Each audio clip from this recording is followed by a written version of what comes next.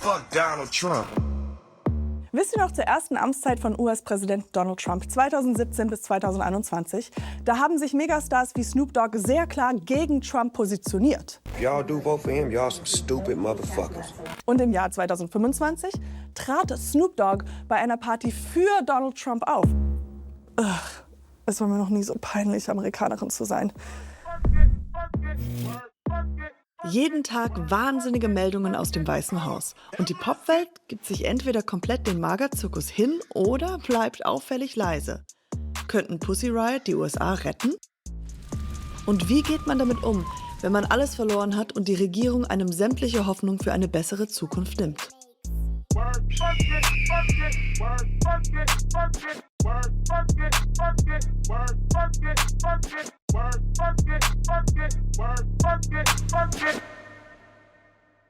Hi, mein Name ist Katjana Gerz. Welcome back, Politic Junkies. Und ich bin Comedian und Schauspielerin. You've been warned. Meine Mutter ist Amerikanerin. Ich bin in den USA zur Schule gegangen und habe dort meine Comedy-Anfänge gemacht. Und ungelogen, das Erste, was ich mache, wenn mich jemand fragt, woher ich komme, ich entschuldige mich dafür, dass ich Amerikanerin bin. It's really so embarrassing. Ich schäme mich für die US-Politik, für die illegalen Abschiebungen, das Zollchaos, die komischen Fantasien, Grönland zu annektieren. Ich find's furchtbar, wie US-Politikerinnen sich dafür feiern. I mean, just look at that Arschkriecherei von Trumps Kabinett. No president comes close to what Donald Trump has achieved. Your first 100 days has far exceeded that of any other presidency in this country. And when you look at the consequentiality, 100 days have shown the tremendous impacts that can arise from the unleashing you have enabled. and the significance and the transformative nature of the actions he's taking, I think this could be the greatest administration since the founding of the country. it truly defies description. Oder schaut euch dieses absolut unmenschliche, ich zitiere, ASMR Illegal Alien Deportation Video an. Also ein Video, dessen Sound besonders anregen soll. Nur ist der Sound hier von einem Menschen, der abgeschoben wird. Gepostet vom X-Kanal des Weißen Hauses. Yes, you heard me right. Des Weißen Hauses.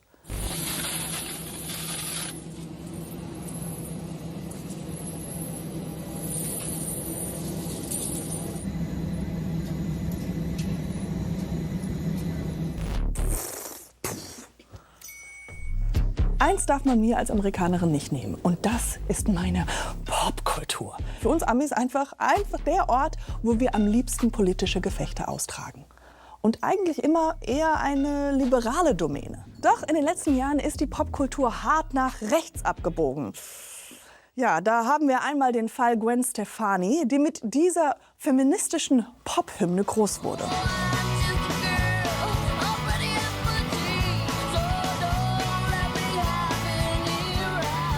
Und jetzt macht Stefani Werbung für die rechtskonservative Gebets-App Hello. Hello? It's not hello, hello, hello. I'd love to invite you to join me in praying every day leading up to Easter on the Hello app. Die App wurde unter anderem vom rechten Tech-Guru Peter Thiel und dem katholischen Konservativen, gern mit dem rechtsextremen turtelnden Vizepräsident J.D. Vance finanziert. Ihr wisst schon, der den Bösewicht in den Hunger Games spielen könnte.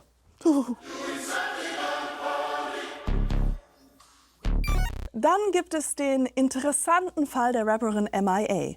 Ursprünglich immer sehr politisch, sehr links. Zum Beispiel hat sie sich mit ihrer Musik 2016 dem Peak der geflüchteten Ströme nach Europa für Geflüchtete eingesetzt.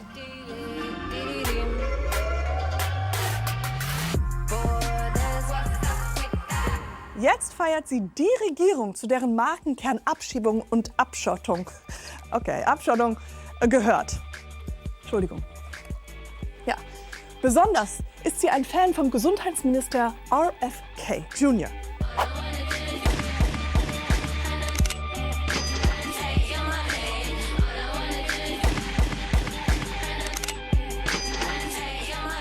MIA, what's up with that? Wie RFK Jr. ist sie Impfgegnerin und nicht der größte Fan von Schulmedizin. Zum Beispiel verkauft MIA aktuell Mode gegen Elektrostrahlung, wie dieses Kopftuch, das durch besondere atomare Strukturen das Gehirn gegen WLAN und 5G-Strahlung abschirmen soll. Und sogar Autonomie und Freiheit wiederherstellen soll. Also ich bin nicht überrascht, dass sie 2024 bei Verschwörungstheoretiker und Profikoleriker Alex Jones in der Show war. You're obviously a great artist, smart lady. You came up with this. This is very profound. Yeah, I'm just surprised no one's done it before. Oh my God, I mean, it's just all so weird. I don't understand. Und damit kommen wir zurück zur kuriosen Wandlung von Snoop Dogg. Am 18. Januar hat Donald Trump Jr., der älteste Sohn des Präsidenten, dieses Video gepostet mit der Caption "Times are changing, Snoop." Snoop performt hier für Donald Trumps Wahlsieg 2025 beim Crypto Ball. Der Auftritt ist deswegen so verwunderlich, weil Snoop Dogg 2017 auf Social Media und in seiner Musik so stark Haltung gegen Trump bezog wie kaum jemand sonst.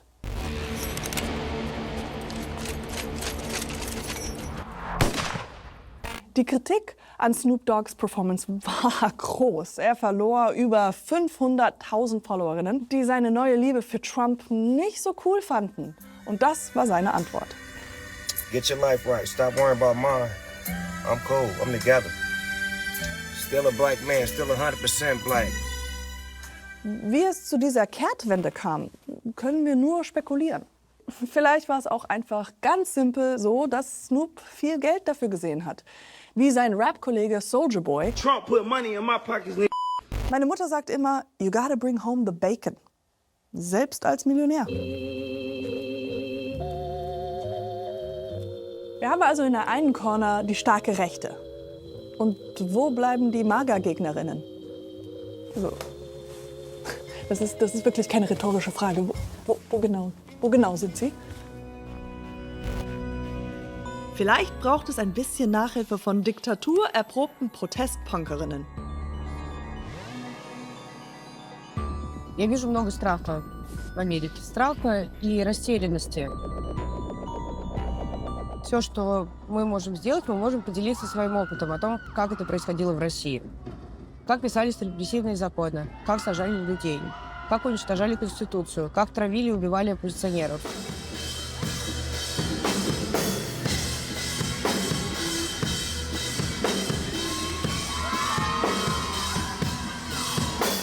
Привет, я Маша Алёсина из Pussy Riot.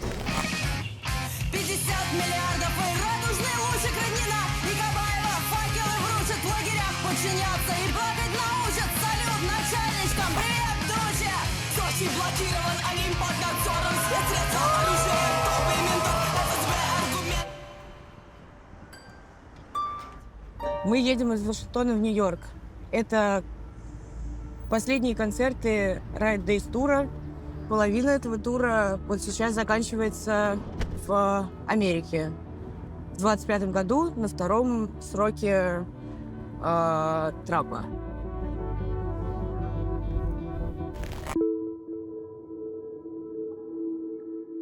Раньше Riot Days был концертом про акцию в храме Христа Спасителя, за которую меня посадили на 2 года, и мою тюремную жизнь и сопротивление. Участница скандальной группы Pussy Riot Мария Алёхина вышла на свободу по амнистии. Помню за акцию под названием «Панк-молебен» в храме Христа Спасителя. В августе прошлого года Марию Алёхину и других участниц группы приговорили к лишению свободы по статье о хулиганстве. Сейчас мы продлили эту историю. Было важно рассказать о том, как менялась Россия, как Путин привел нашу страну к полномасштабной войне, о том, кто сопротивлялся этому и что с ними стало.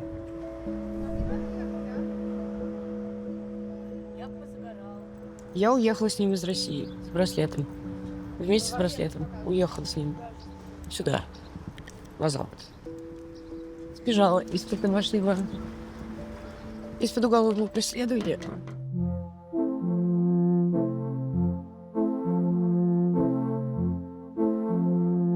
У нас уже был один тур по Северной Америке в ноябре 23 года, до выборов. Тогда я запомнила то, что большинство людей, кто приходил на наши концерты, не верили в то, что Трампа выберут. А сейчас многие подавлены и не понимают, что делать. Не понимают, как сопротивляться. И мне кажется, что наша история и в целом история России, она, конечно, не является никаким уроком, но она может быть полезной для тех, кто живет здесь.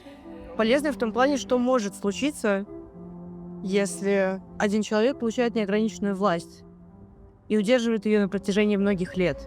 Мы существуем!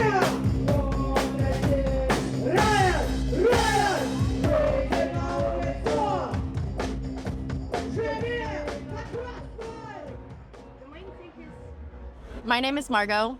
I'm an alternative pop artist. I'm from Canada. I'm opening for Pussy Riot on the Riot Days tour, and it is my first tour.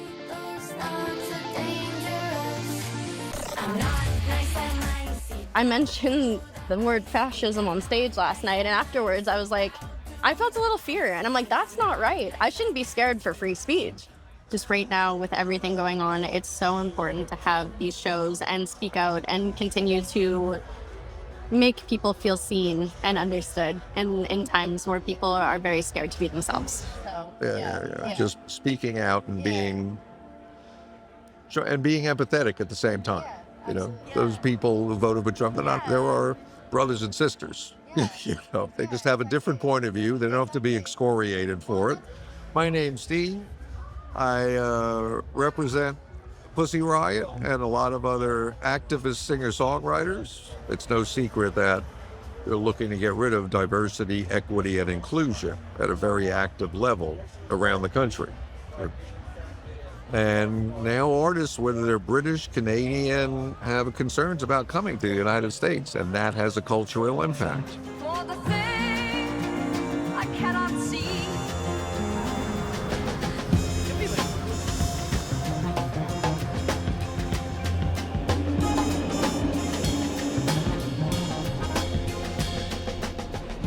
The fear is very real. When you've got students who, essentially because of something they said or a protest that they took part in, are now having their entire lives turned upside down by direct force from the federal government, you're gonna think twice before speaking up against that administration, especially if you're an international student.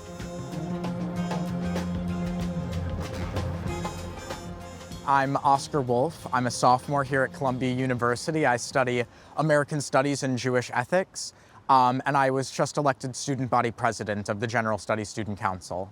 Is university life as I imagined it would be 2 years ago? I would have to say no. If you were to sort of graph out the way that the tension has been since I arrived, you've got that first September where things were normal, and then October 7th happened and there was a huge peak, and then tensions really just got higher and higher and higher until we got to the encampment in spring of last year. I was here to learn. I was here to get a degree and do the academic stuff, and didn't really want to deal with this so directly. And then this year, I actually was hopeful that things were gonna get a little bit back to normal, but once the Trump administration came into power, things really shifted again. Harvard, MIT, Columbia, Stanford, University of Pennsylvania, and others indoctrinated our youth and brought censorship and anti-Semitism to our campuses. We are going to take away their tax advantages, grants, and endowments. And tensions have really been getting higher ever since then. With the pulling of federal funding, the $400 million that they've threatened to pull, and the deportations of students or attempted deportations of students, that has really, really elevated the tension on campus again.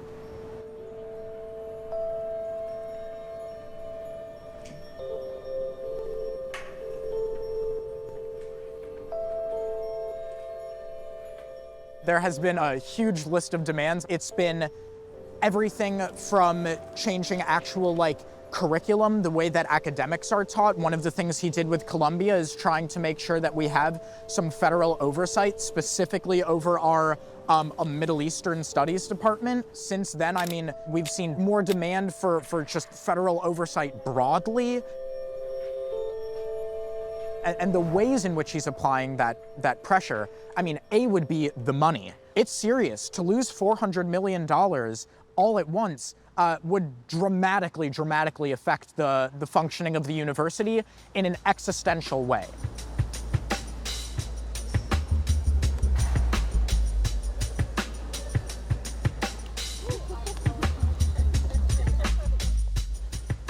And then this is sort of the main administrative building. It used to be a library actually, but the rumor I've heard is that the books made it start sinking into the ground. So they took all the books out and now it's offices instead of a library. Beautiful building though. I also give tours.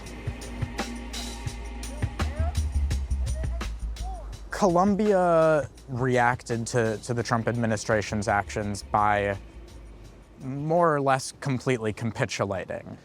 The Trump administration legitimately poses an existential threat to the university, so it's not crazy for them to react to try to protect funding. But the way that we have now, since then, seen Harvard react and sue the Trump administration and defend itself and not be willing to just take it lying down, and other schools as well. I mean, it's really hard to believe that this was the only way it could have been done.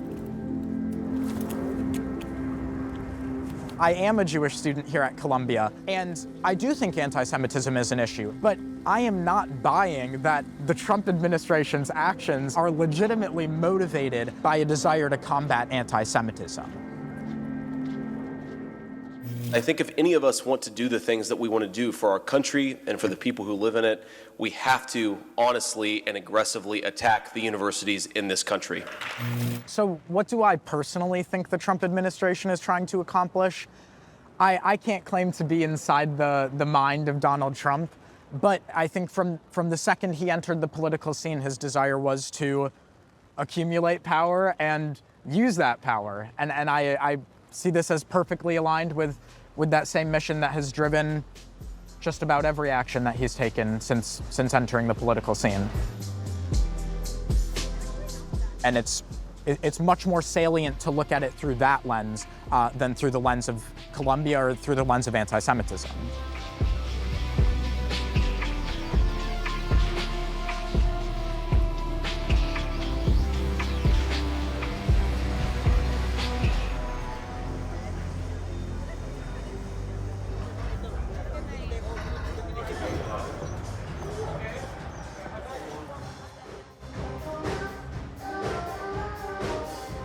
Примерно 100% людей, которые приходят на наш концерт, не знают, что там будет. Не видят историю, соответственно, Pussy Riot, историю России, которую мы рассказываем на русском языке, с субтитрами, там, с видео акций и каких-то видео из личных архивов.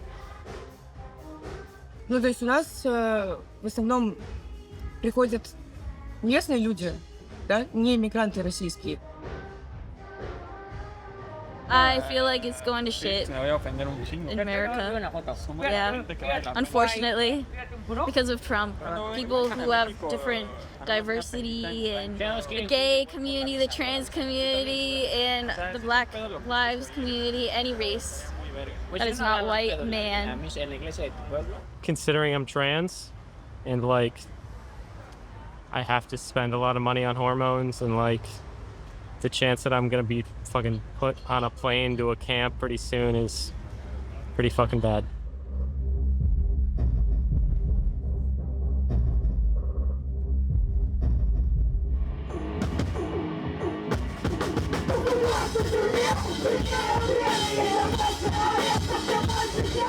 Американцы не преувеличивают, потому что это люди, которые выросли в Америке, они не росли в России, они не росли в Иране, они не росли в Китае, слава богу. Для человека, который вырос в Америке, живет в стране, которая помогает демократиям по всему миру, сейчас видеть президента, который жмет руку, например, Путину, не соответствует тому, что в их понимании является свободой. Желанием другой истории, потому что та, в которой президент превращался в императора, нас не устраивала. Нас тошнило от лжи, от бесконечного сюжета про долгую счастливую жизнь, за которой в реальности не было ничего. Долгая счастливая жизнь. Какой-то вот активной борьбе с Трампом и этим режимом я не вижу, но не значит, что этой воли не будет. Большинство людей начинают бороться, действительно бороться, когда что-то опасное подходит к их дому. Единицы начинают бороться в других ситуациях.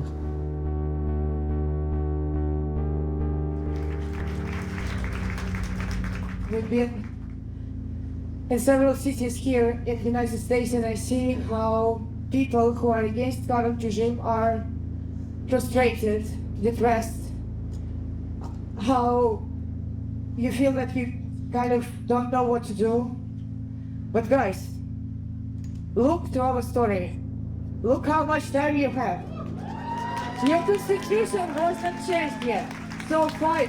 I mean, don't think that something, what you do is small. Just keep doing. Keep doing. Thank you for listening, guys.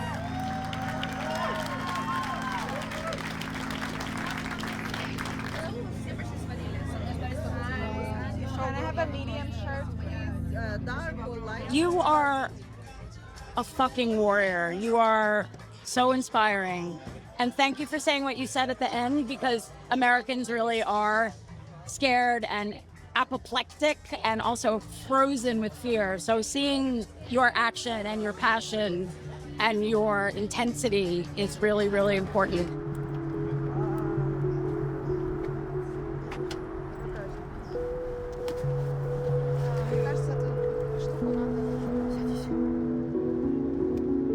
Множество твоих героев в детстве были из Америки, а сейчас ты выходишь на сцену и сталкиваешься с тем, что американцы спрашивают у тебя, что делать.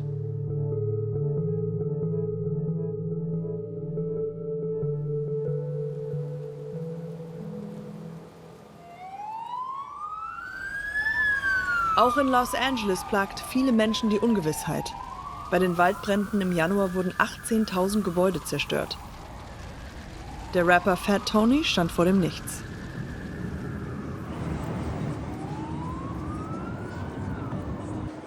My home in Altadena burned down completely. As we know, Trump administration is very anti-climate change. So to have a, climate disaster when they're in power is pretty freaking scary.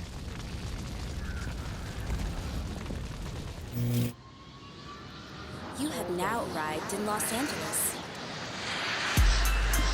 Peace. My name is Fat Tony, and welcome to LA.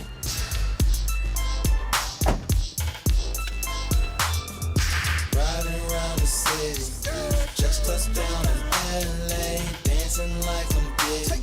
The music that I make is rap music. It's firmly rooted in underground music. Feel spectacular, going back to Africa. Brunettes on my neck like Dracula. Well, I'm from Houston, Texas. I never left Texas until I got involved in music. I never took an airplane ride anywhere without music. Music gave me my whole life. This is a great go to a support group. When he walked in, he knew he wouldn't be back. And when his wife asked, Johnny said, fuck that. I'm a gambling man, down to try my luck. So, a big part of losing my home, unfortunately, was losing a lot of my music. And I don't mean just the instruments, but I had a master hard drive. I'm a gambling man. Right now, we're on our way to Altadena. We're actually on our way to my old home.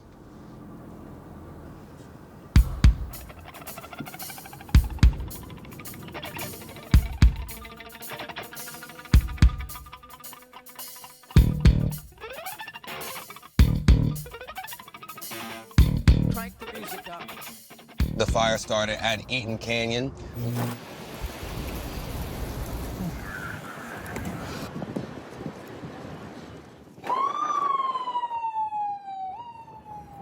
I walked out to my street, the whole sky was red. The canyon was burning so bright, it was crazy. But at that time, my area was not in a mandatory evacuation zone, and all the reports said that the fire was blowing in the opposite direction. Oh my God. This is obviously a climate change related disaster. You gotta know that Altadena doesn't have fires like this regularly, unlike some of the west side of Los Angeles, you know what I mean? Like Malibu, the Palisades.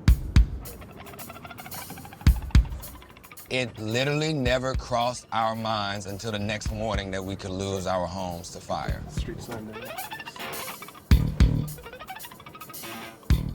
This was my old house right here. Right here. This was it, buddy. Wow.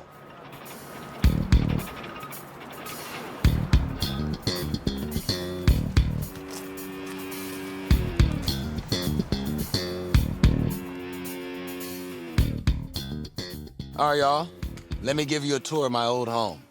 Where we're standing was where the kitchen was. As you can see, I had a lovely microwave, and you have these beautiful steps here. This was the steps to my backyard. The backyard was, I mean, I wish y'all could have come through a little sooner when this house was still standing, because it was quite a beauty. The next room over, that was my office area where I had a studio set up.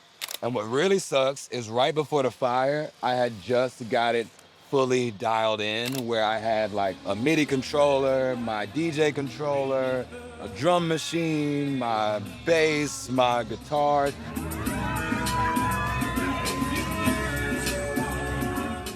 How is this plate still? You gotta be fucking kidding me. That's crazy. How is it not? How is this plate white? I need answers. How is this plate white still? Anyway, this is my house.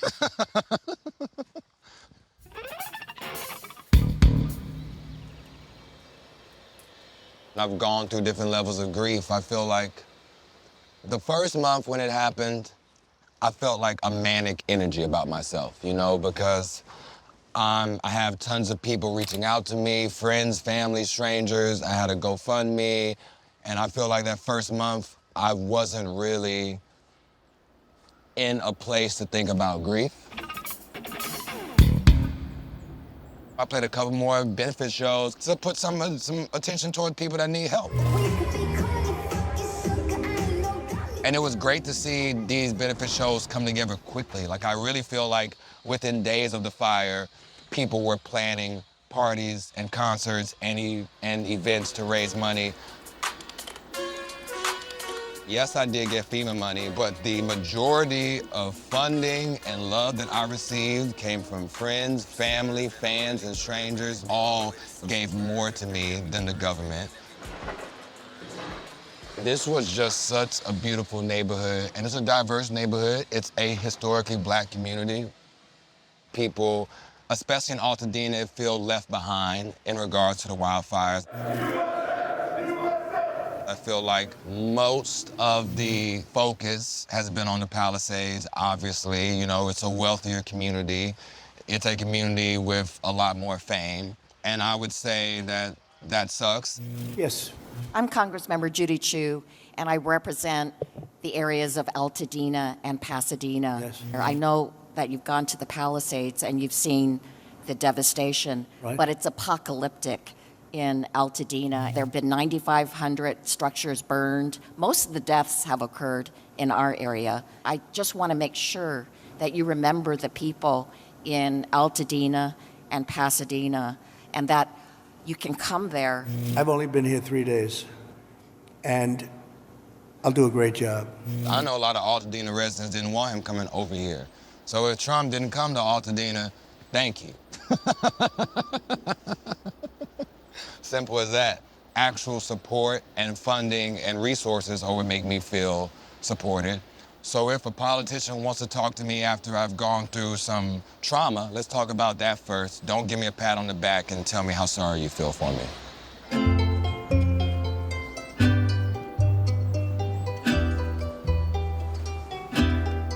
heart so sweet. I feel like if there's anything that we've learned in this country over the last decade, whether it's Trump or it's COVID or whatever drama that we're going through here, you have to turn to your neighbor. They're the people who are going to help you the fastest. If you don't like your government, the first thing that you should do is find allies, find people that feel the way that you feel, and you hold each other up. Because the state, they failed us so many times. We don't need to play this game over and over again.